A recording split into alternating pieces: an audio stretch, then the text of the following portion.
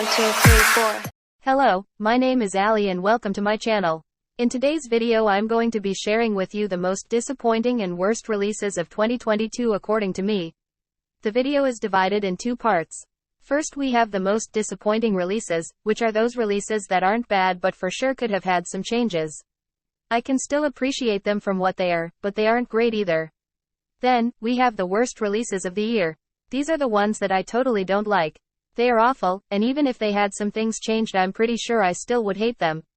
I'm the type of person that rarely dislikes something with a passion, so the releases I'll be mentioning in here are for sure some I can't stand. Disclaimer. These are just my opinions, you're entitled to your own. It's okay if you disagree with me or if you love some of the songs I'm mentioning in this video. I'm sure you probably all hate some of my favorite K-pop songs, and that's completely okay. We can have different options, and there's nothing wrong with that. You can even let me know if you agree or disagree with me, but always remember to be respectful. Oh my god, you're singing so nice. I was really hoping that we more until we fresh. We fresh. I don't think that Wa Da Da and Up are revolutionary releases, but at least they are kinda good. However, We Fresh isn't like that. We Fresh as a song and as a comeback is a complete mess. It feels like the team behind the girls didn't have a clear idea of what this release was about, and just thought they should have another comeback before the year ends. They tried to follow the trend of having different genres in the same song, and in this instance the difference isn't that drastic, but the song isn't good either. Their contracts are for a limited time, so it makes sense that their company wants to make the most of it, but this whole comeback could have not happened at all.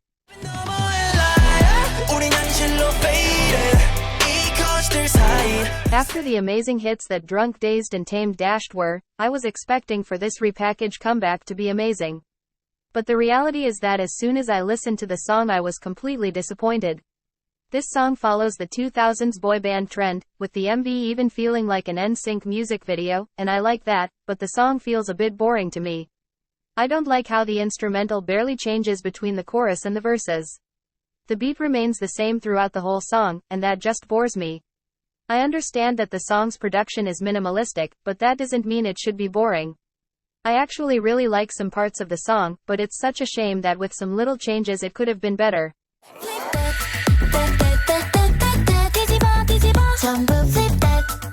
When fans saw that Luna was coming back with a bright concept and song, they were ecstatic. But once Flip that released, I know a lot of them were disappointed, including me. All of Luna's title tracks were amazing until this one. It isn't necessarily bad, but it doesn't have the catchiness all of their other songs had. This was released just right after they finished Queendom 2, so I get that maybe it was rushed, but the girls deserved more than this. The comeback could have been improved in every aspect for sure. And now that Luna's future is hanging by a thread, I'm sad we might never get that bright amazing comeback we all long for.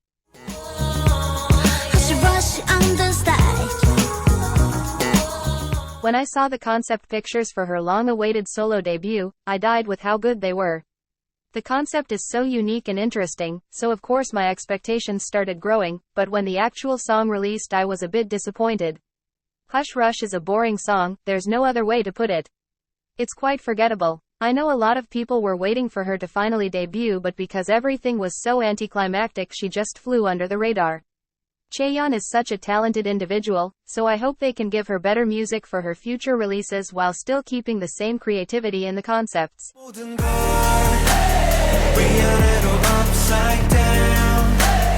After 2021 being such an amazing year for Kang Daniel's music career, I was so excited for the release of his first full album.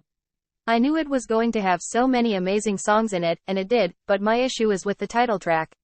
Upside Down is such an anticlimactic and boring song. It sounds more like a B-side than the actual title track. His releases until this point had a clear concept and theme, the visuals made sense, and he even was really creative with the MVS. But this era felt so boring and plain. Visually is so boring, and even the MV is just a glorified dance practice with ugly-ass outfits. I know this year he did many things aside music, so this felt like he remembered at the last minute that he should release some music. I just hope that for the future his releases make sense and aren't just rushed.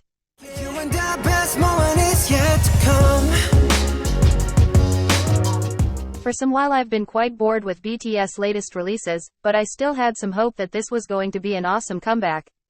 I unfortunately was disappointed. The song itself isn't bad, but I expected so much more from them. They played with the whole nostalgia thing, and this song is mostly for diehard fans, which isn't necessarily bad, but I've been waiting years for something more creative.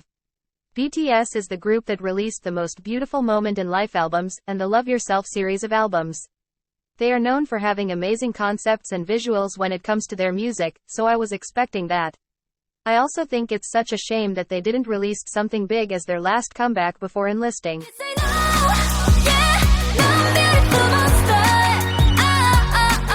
This is one release that I actually love the song a lot. At first instance I thought it was a bit boring, but it ended up growing on me and now I love it, but the comeback as a whole I don't. This comeback doesn't feel like Stacy, it's missing that core element that makes Stacy Stacy. I think this could have worked as an amazing B-side that the girls promoted and fans loved, like Young Love, instead than the actual title track for the comeback. I think the sound A Beautiful Monster is not something for everyone, is something that really only a niche group of people would enjoy. And for a girl group that although it's popular but not 100% settled in the industry, it felt risky.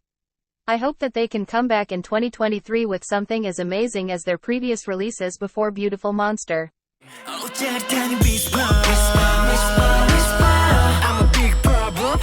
The boys had a really busy year in 2022.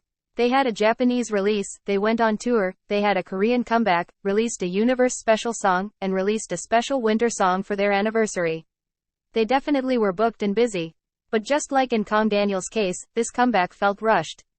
For years they've had nothing but amazing conceptualized releases. Each comeback has a clear theme and identity that stands out from the rest, however it isn't the same for Whisper. The song is actually really nice, but visually and conceptually the song doesn't have a clear identity. Next year I hope their company understands that quality is better than quantity.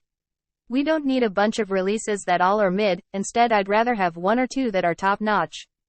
Oh my god, 예상했어 나 I was really hoping that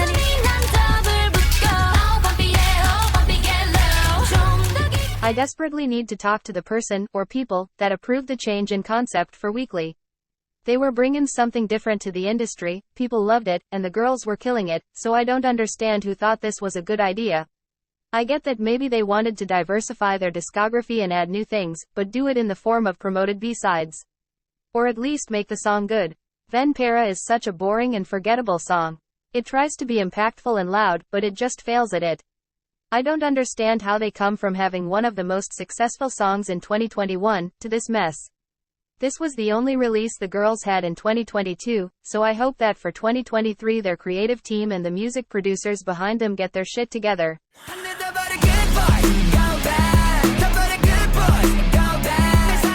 After 2021 being literally TXT's year, my expectations were high in the sky for this release, but the letdown was so bad.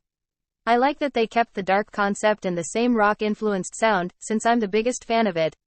But although this comeback had all the elements for me to love, I still didn't like the end result. The thing I love the most about the song is the instrumental, like that electric guitar is insanely good, but the lyrics and melodies completely ruin the song for me. I hate the melodies in most of the song, but especially in the post-chorus part. The lyrics are also so cringe, like why are you calling yourself a bad boy? It's giving Wattpad story. And you can't tell me that the I like being bad part Yeonjun says isn't cringe. It's also such a shame that this was their only release this year because I didn't like it one bit.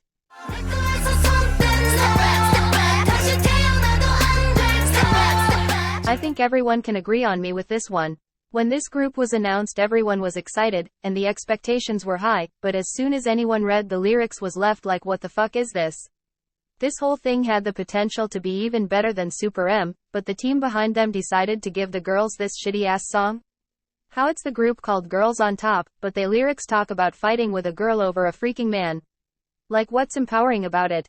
I don't think the song is bad in terms of sound, and I can listen to it because I don't understand Korean, but when they say step back, silly girl. I just can't.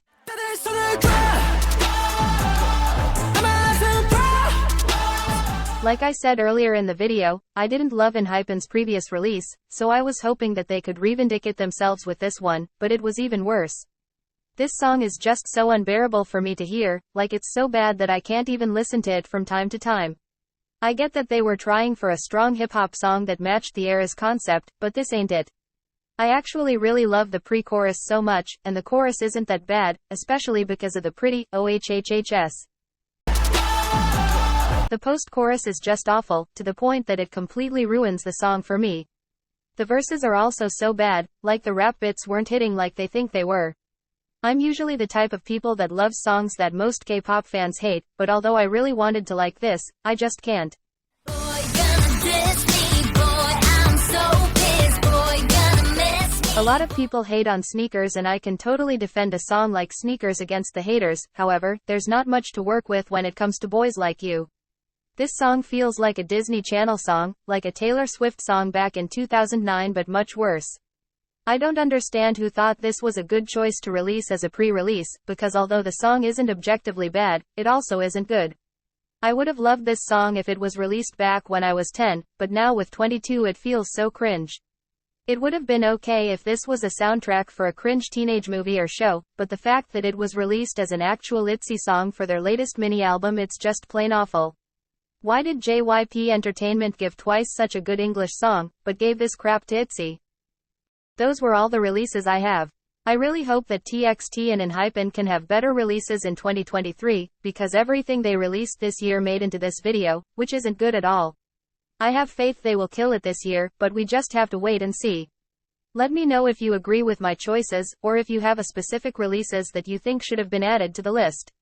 Share it in the comments, but always remember to be respectful. If you want to see more of me, I usually do K-pop fashion related videos, mixed with some other stuff like this video. You can subscribe to my channel if you want to, don't forget to like, and thanks for watching. See you in the next one. Bye. Oh my God, yes, yes,